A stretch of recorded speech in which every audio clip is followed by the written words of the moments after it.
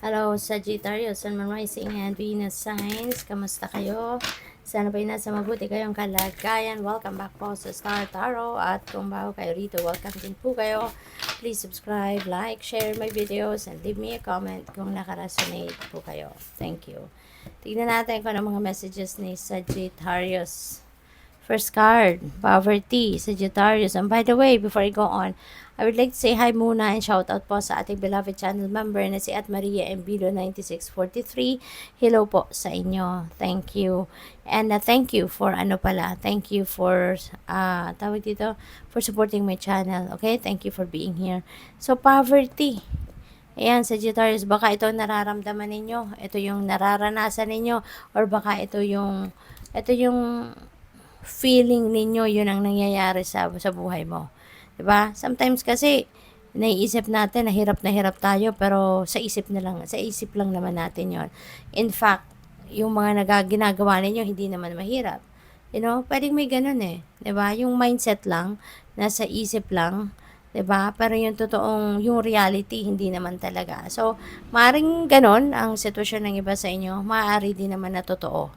You know, maaari din naman na totoong talagang kayo yung merong mga financial difficulties sa ngayon. Maaaring totoo na meron kayong mga financial hardships na nararanasan sa ngayon. So, it could be possible. But, pwedeng mindset lang ito. Okay? So, we have change. Pagbabago ito. This is massive change na pwedeng mangyari.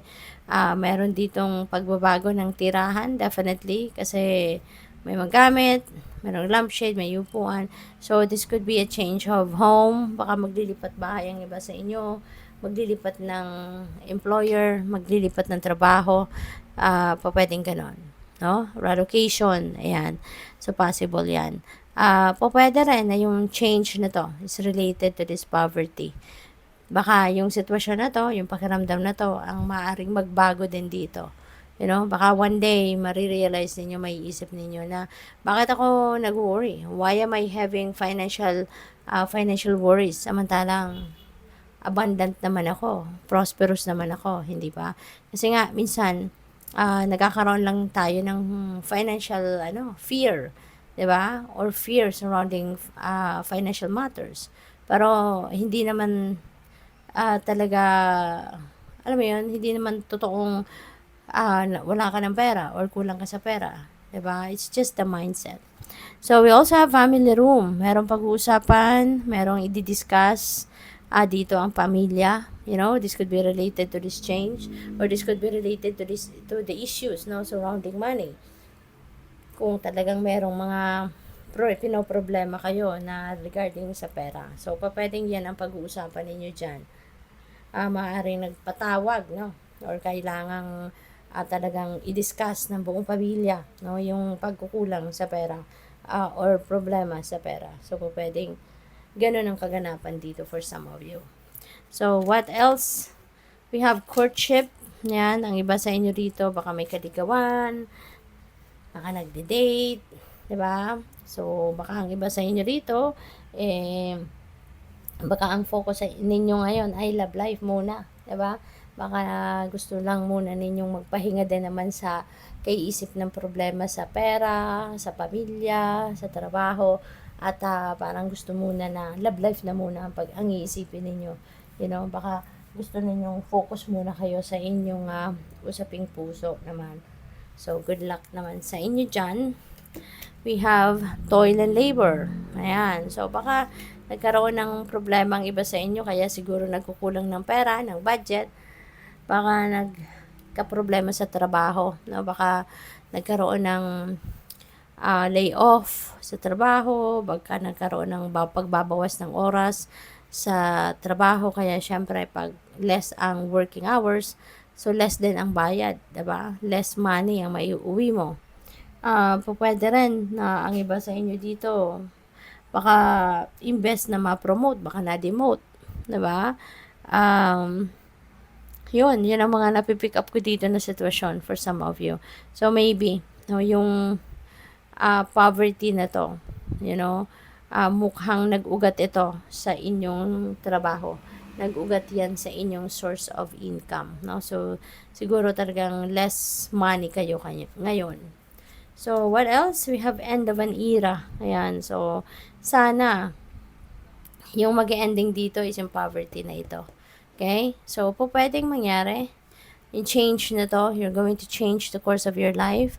At makakawala ka na sa poverty energy. At itong end of an era, this is also, tutuldukan mo yung sitwasyon na ito.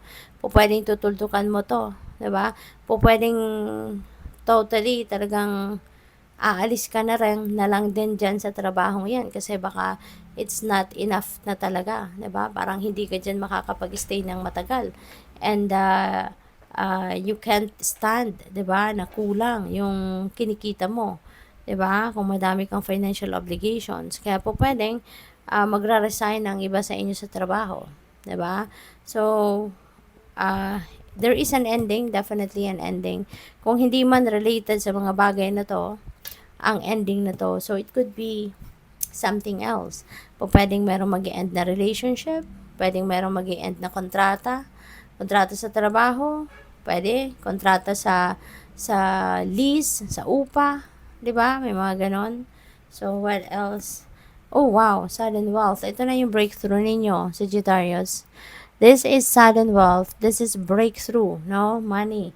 Financial breakthrough. Pwedeng dumating sa inyo dito. Tignan mo. Dami-daming pera. Gold pa na pera. So, this could be a huge amount of money, no, na po pwedeng dumating. Okay? So, it could come from anywhere. Hindi natin alam.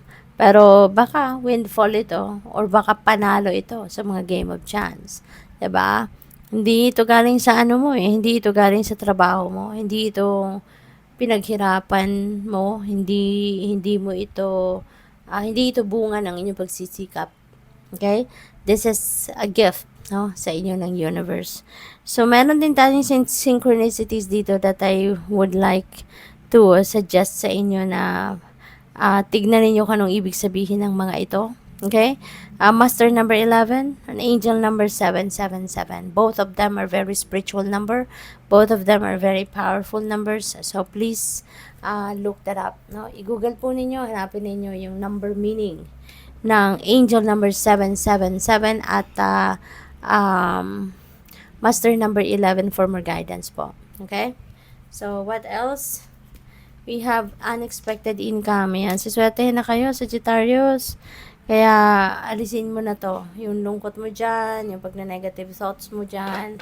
You know, tanggalin mo na para ma-welcome mo talaga sa buhay mo. Yung unexpected income na to, yung sudden wealth na to, para tuluyan ng ma-solve ang problema mo sa pera. Okay? Ito na yung time na ma-experience mo na yung financial abundance, ang prosperity, ang financial comfort, yung ganon. Kaya congrats. Thank you for watching Love and Light. Namaste.